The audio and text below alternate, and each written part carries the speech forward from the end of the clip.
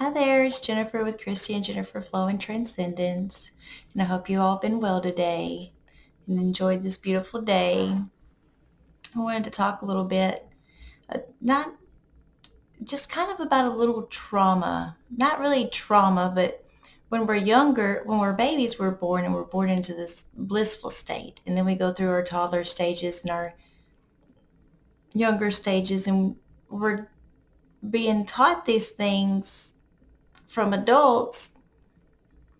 And most of the adults that are, no, in no disregard to them, but most adults are just grown up children that haven't had their healed trauma either, because that's just how this world is right now.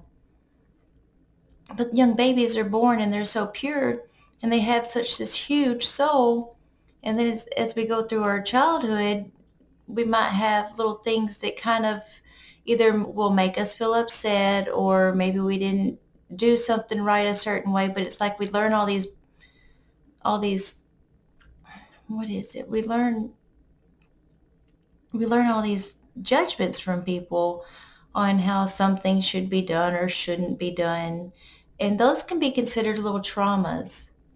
And when you have those little traumas, then you kind of forget a little bit of remembrance of your childhood, or you just have a little bit of forgetful remembrance of past lives or something. But whenever we get older and we learn how to heal from things, just doing that healing actually brings back parts of our souls and helps us have remembrance. So when we go through these things when we're younger, or even currently, if you're in that stage right now of your life, going through traumas can make you not remember much of what your soul should be remembering, of the good things. It kind of like just hides it away for a little bit. But whenever we start on this healing journey, you start getting more remembrance, and then you start becoming an adult, and then you start remembering a little more, and you start accepting a little more, and then you start realizing just a little more that some of those traumas really shouldn't have been traumas, but the way we was taught to perceive it, or the way we just perceived it, or the way it was given to us made it appear that way, or it actually was that way. In moments like that, just uh, takes away, it don't take away a part of your soul, it just has it to where you don't have a remembrance of it. But doing this healing journey and doing the shadow work and doing the ego death, and putting in the work of doing the self inventory every day, that just gives you more of a remembrance of your soul. And then when you get more of a remembrance of your soul, then you get a little bit more of self-love and self-acceptance. And then you want to give compassion out to everyone. And then you just want to follow your soul path, because that's the delightful divine path that you feel guided to take. So all these things that we go through, there's so many categories, and I know so many are so rough, but in the general aspect of it, when we start healing from all those traumas, and it can help us. It can help us, give us a better perspective. It never changes the past, but it does help the future, and it does change the perspective and on how you can handle things and how you can help other people in different situations. And I thought that was really cool insight that the guides brought through a few months back whenever Christy and I first started this journey. One of our first sessions, they talked about that. We don't think about it like that. But whenever they put it into those words, it made perfect sense. You just get more of a remembrance, and then you just follow more of your soul path. And when you are in more of your soul path, then you just feel more at ease.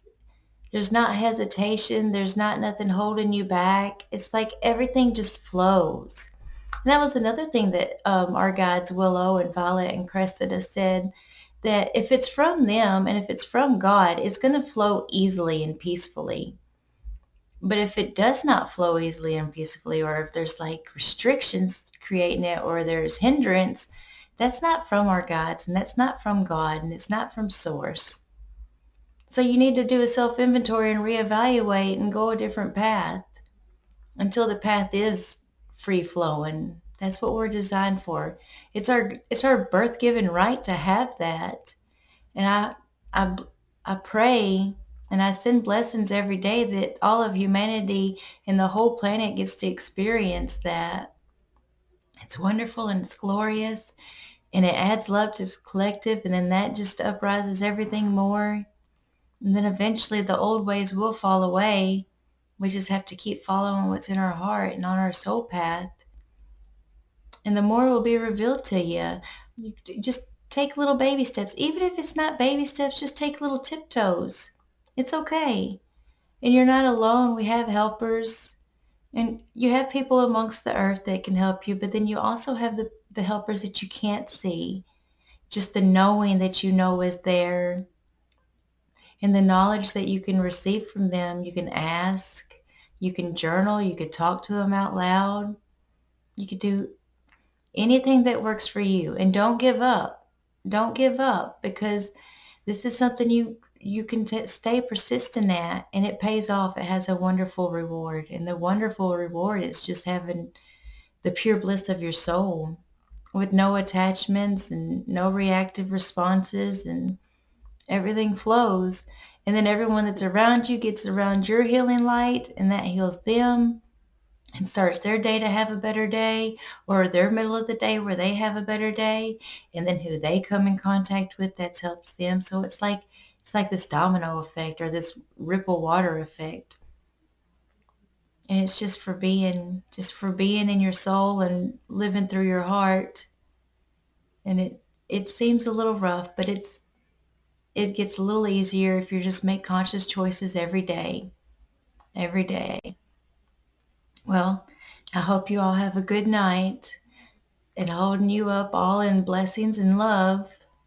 And thank you.